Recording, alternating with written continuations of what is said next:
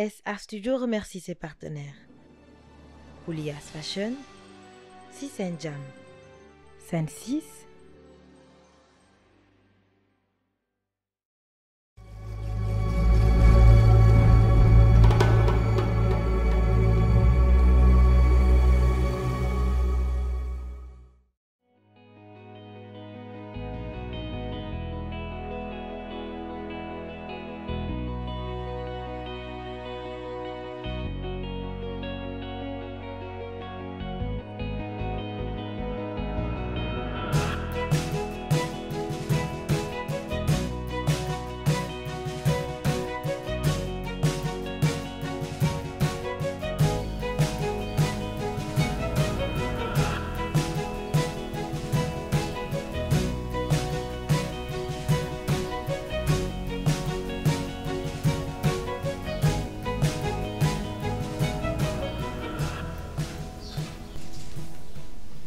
Bonjour mademoiselle. Bonjour mademoiselle. Bonjour monsieur. Que puis-je faire pour vous? J'ai un rendez-vous avec M. Khan. Un instant.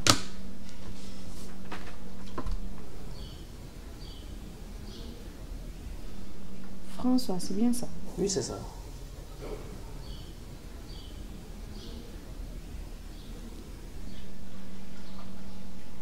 Allez-y dans son bureau, c'est par là. Ok, merci.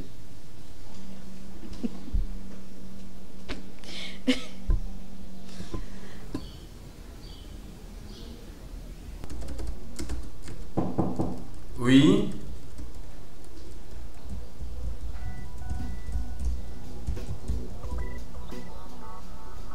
Bonjour monsieur. Bonjour. Comment allez-vous? Très très bien.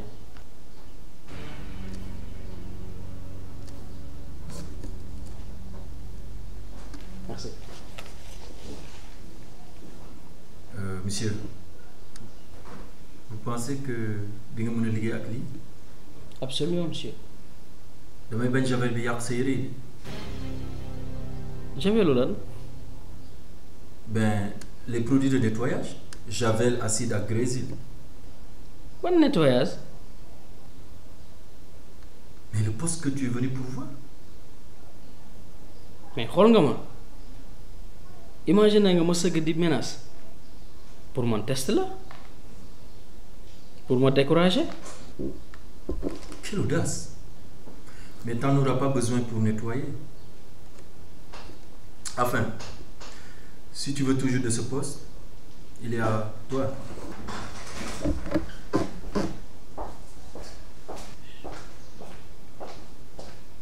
Ni gàcce bi su ko taala yegee. Ma buzz. Seigneur, manifeste-toi dans la vie de mon frère François. J'espère en toi et je crois fortement que quand je prie intensément, que tu te lèves, que tu agis. Alors je te demande dans la foi de protéger mon frère de tout mal.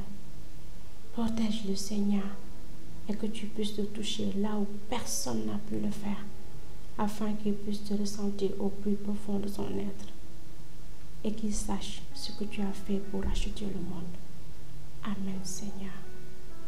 Amen.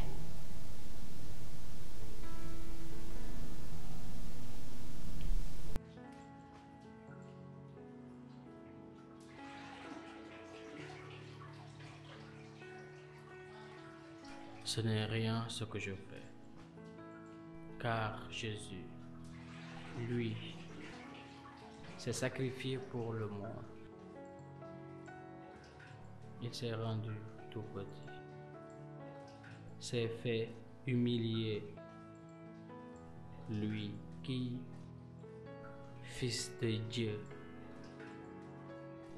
lui qui est le Dieu vivant.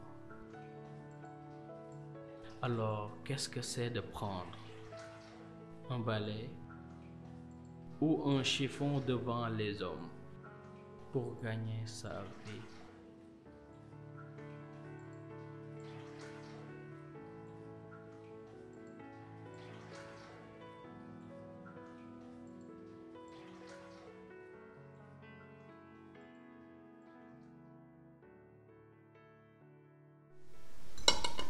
mais Eli il faut que ñu gaaw a jënd yëpp teg buy tiga dege ay affaire de dernière minute lay bañ de duma buuxante fenn. waaw dégg naa la. waaw rek il faut que ñu teel a jënd yëpp teg beurre dugub dem wàlli yooyu yëpp naa ko gérer parce que plus ñuy xaar plus affaire yi di gën di cher ci marché bi te repas Pâques bi ñëwagul waaye fu ñu jëm ñii di yakkalaate ay xëtër ak i côtelette yu jeex ci tabaski bi ngalax bu ndoxe laa leen di yakkal maa baax si ñoom.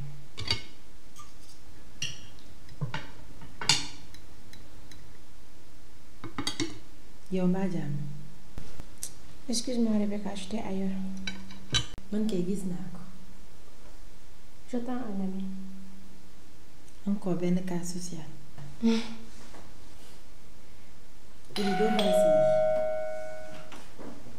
On en reparle plus tard, s'il te plaît.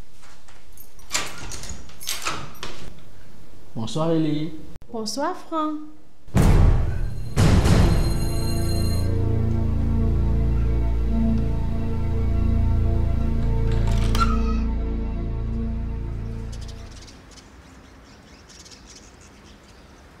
Seigneur, tu as payé le prix à la croix. Et jusqu'à présent, qui a cru à ce qui était annoncé? Qui a reconnu le bras de l'Éternel? Il s'est élevé devant lui comme une faible plante, comme un rejeton qui sort d'une terre desséchée. Il n'avait ni beauté ni éclat pour attirer nos regards, et son aspect n'avait rien pour nous plaire. Méprisé et abandonné des hommes, homme de douleur et habitué à la souffrance, semblable à celui dont on détourne le visage. Nous l'avons dédaigné, nous n'avons fait de lui aucun cas. Cependant, ce sont nos souffrances qu'il a portées. C'est de nos douleurs qu'il s'est chargé, et nous l'avons considéré comme puni, frappé de Dieu et humilié. Mais il était blessé pour nos péchés, brisé pour nos iniquités. Le châtiment qui nous donne la paix est tombé sur lui, et c'est par ses meurtrissures que nous sommes guéris. Nous étions tous errants comme des brebis. Chacun suivait sa propre voie, et l'Éternel a fait retomber sur lui l'iniquité de nous tous. Il a été maltraité et opprimé. Il n'a point ouvert la bouche, semblable à un agneau qu'on mène à la boucherie, à une brebis muette devant ceux qui l'attendent. Il n'a point ouvert la bouche. Il a été enlevé par l'angoisse et le châtiment. Et parmi ceux de sa génération, qui a cru qu'il était retranché de la terre des vivants et frappé pour les péchés de mon peuple, on a mis son sépulcre parmi les méchants, son tombeau avec les riches, quoiqu'il n'eût point commis de violence et qu'il n'eût point eu de fraude dans sa bouche. Il a plu à l'Éternel de le briser par la souffrance. Après avoir livré sa vie en sacrifice pour le péché, il verra une prospérité et prolongera ses jours. Et l'œuvre de l'Éternel prospérera entre ses mains. À cause du travail de son âme, il rassasiera ses regards. Et par sa connaissance, mon serviteur juste justifiera beaucoup d'hommes. Et il se chargera de leurs iniquités. C'est pourquoi je lui donnerai sa part avec les grands. Il partagera le butin avec le puissant. Parce qu'il s'est livré lui-même à la mort, qu'il a été mis au nombre des malfaiteurs. Parce qu'il a porté le péché de beaucoup d'hommes. Et qu'il a intercédé pour les coupables. Ésaïe 53. Ce verset est magnifique pour moi. Il résume tout l'amour de Dieu manifesté en Jésus-Christ. Tu as parfaitement raison. Et je t'avoue que je pleure à chaque fois que je médite dessus. Il y a de quoi. C'est là que je me sens reconnaissante et que j'ai envie d'évangéliser le monde. Mais vas-y, qu'est-ce que tu attends? Accomplis ta mission. C'est vrai. Si je suis allée. Désolée, je peux pas. Du moins, pas pour le moment. Je savais que c'était trop beau pour être vrai. Ah, pour le décourager, Otamit. Jésus est ta source de motivation et sauver les âmes est ta priorité. loolu doy na doole yow it. Oui, c'est vrai, tu as raison. Rebecca, ma laaj la. Oui, vas-y. Lu xew avec Franck? Je comprends toujours pas le malaise de la dernière fois. J'ai vraiment la flemme de t'expliquer. Di nga yàq suñu fructueux moment de partage. Ah, S'il te plaît, explique-moi rek. S'il te plaît. ton ami, François, le merveilleux, a été super désagréable et agressif avec moi. Parce que j'ai osé boire devant lui en ce temps de carême. Comment ça? Il s'est attaqué à moi, dit yuuxu comme un grand malade. Et toi, tu n'as rien fait. Pas grand-chose. Juste le nécessaire. Yow defante rek ngay def. Mais il n'est pas méchant, ne lui en veux pas. Il a juste de profondes blessures. C'est pourquoi il se déchaîne sur moi. De toute façon, j'ai déjà oublié. Bon, cette conversation est très intéressante. Mais demain, on va dem dugg ngalax bi. Ah oui, le ngala. Fais vite comme ça ma jàppale la. doo bàyyi ma woo Nikita mu jàpp si. Lan ngay woo Nikita? Yow bu faral di. yow moom tubaab nga buggoo sonalaate waaye wax nga dëgg de dalul dara ki sol coquette waaxu église.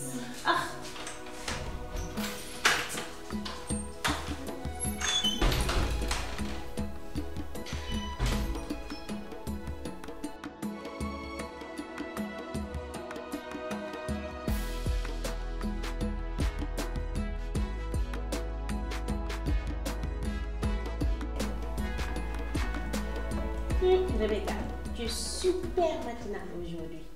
Badiam.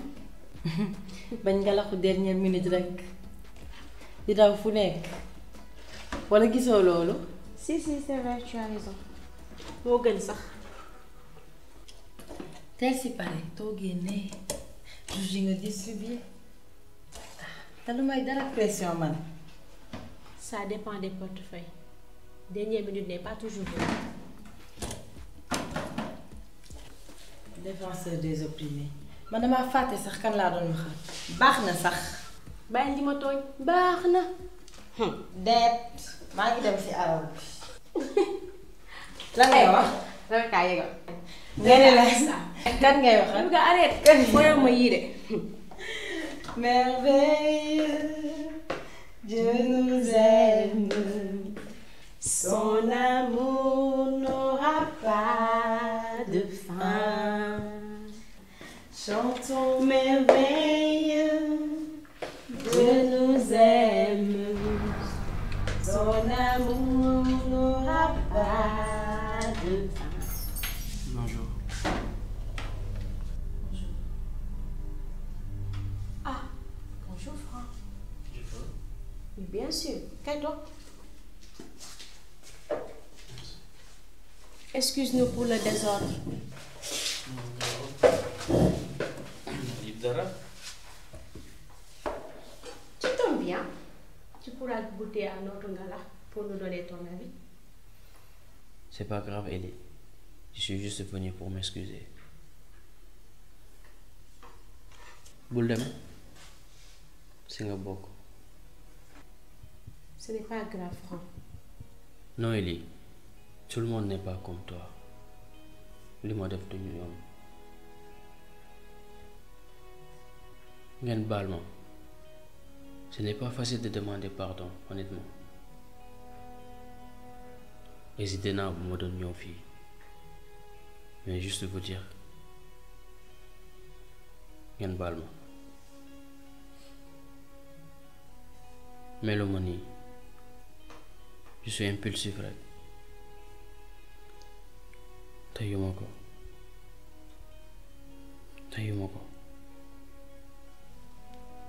Pour ma part, c'est déjà oublié.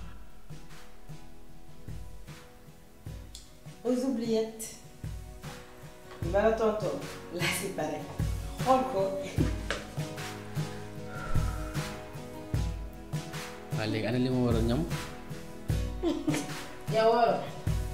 ngay menacé waat ci ay supermarché ba ay respecter carré.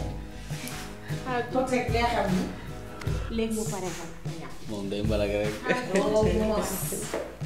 bay jàmm.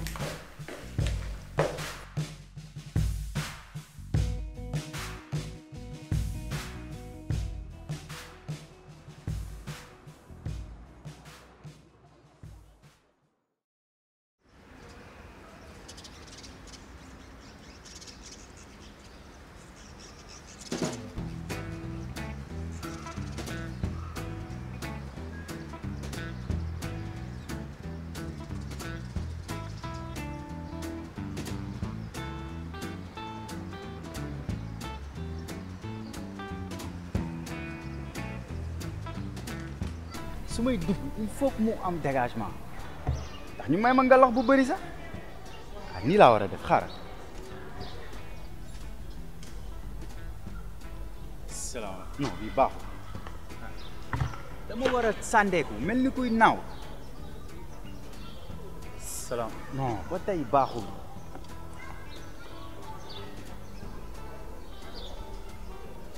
salaamaaleykum. salaamaaleykum. validé ni la kay dikk na ah. déet fàtte xaju fi na sax fàtte. bàyyil ma séddale xam naa lu may def. buggoo ko la jàppale ñàkk kersa rek. demal noppalu. Ellie, tu dois te reposer. Je me reposerai dans ma tombe. C'est le moment d'adonner de faire du bien. Mais Ellie, tu sais que... asalaamaaleykum wa rahmatullahi wa barakaatu. waa lii la nii. waa Talla tey fii nga fële. waaw ñoo jàpp ci dialogue islamo-chrétien bi rek. jàpp si la yow doo toog xaar ñu indil ngay doxantu di ma jàpp yow bàyyi ma. mais soxna si yow noo tudd. Rebecca sama cousine la kaay toog ñu tibbal. kii ak si woom bu xóot xaaral. bul fàtte tibbal fan. t'inquiète dinaa gérer. Franc man Franc lu koy doyee moom wóorul de. Pourquoi tu vois la paille dans l'œil de ton frère et n'aperçois-tu pas la poudre dans mon nez? maa ngi jégalu Mère Teresa de Calcutta. c'est que booy bii nii man maa ko gën a légal ci am ngalax xoolal ni ma ko kasee rek ak ngalax xool. yow. yow osé nga ba débordé. yow teel kopp. soxna si yow dafa mel ni xamoo man maay kan de. yow foo toj xaaj. Ellie Ellie Ellie Ellie Ellie Seigneur Ellie Ellie Ellie réponds-moi Ellie Ellie Ellie Seigneur Ellie Ellie Ellie Ellie Ellie Seigneur Ellie réponds-moi Ellie Ellie Ellie Ellie Ellie Ellie booy kon ñoom Eli laa jógee léegi booy da doon def fausse couche deret bi yëpp wër ko. yow doo bay fen yaa ko gis booy kalmos weddi gis boo ko ci yégal ba xam dem.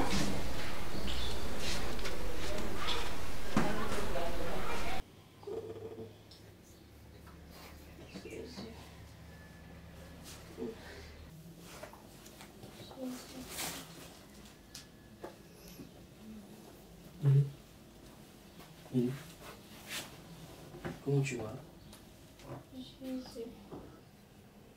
Jésus. Ellie, man la François du Jésus. Tu vois ñu dem hôpital? Non. On ne voulait pas aller à l'hôpital. yow dimbaluñu ak respecter sa volonté. kii nañ ko yóbbu hôpital balaa muy dee fii. S'il te plaît, Franck. Je te comprends. Ça ne me plaît pas qu'elle soit dans cet état. Mais elle croit fortement qu'en priant, Dieu fait de grandes choses. Et que sa guérison se trouve dans le nom de Jésus. Si tu peux, prier avec moi. Je peux pas prier. Comment? J'ai arrêté de prier depuis longtemps. Et là, elle a besoin de moi. Et mon seul secours reste mon Dieu.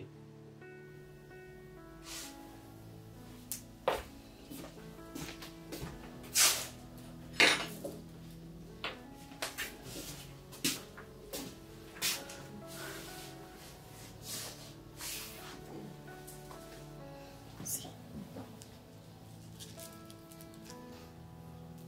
Allons-y. Mon Dieu Père, et du Fils et du Saint-Esprit. Notre Père qui es aux cieux, que ton nom soit sanctifié. Notre Père qui es aux cieux, que ton nom soit sanctifié.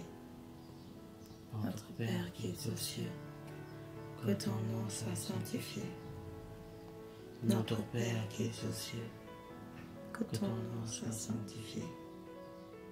Notre Père qui es aux cieux, que ton nom soit sanctifié. Notre Père qui es aux cieux.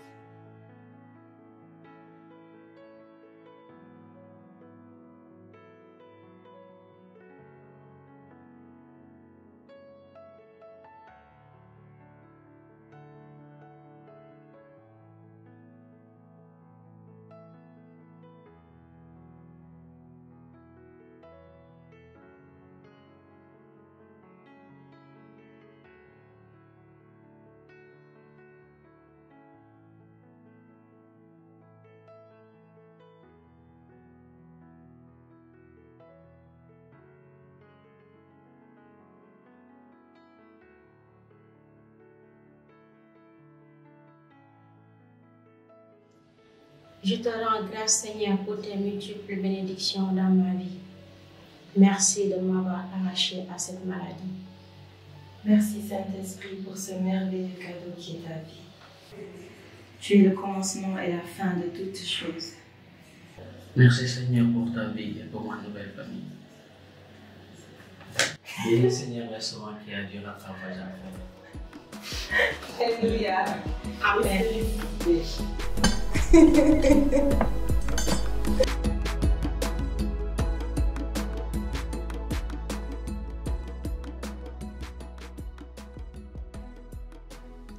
Éternel, aie pitié de nous. Nous espérons en toi. Sois notre aide chaque matin et notre délivrance au temps de la détresse. Ésaïe 33, 2.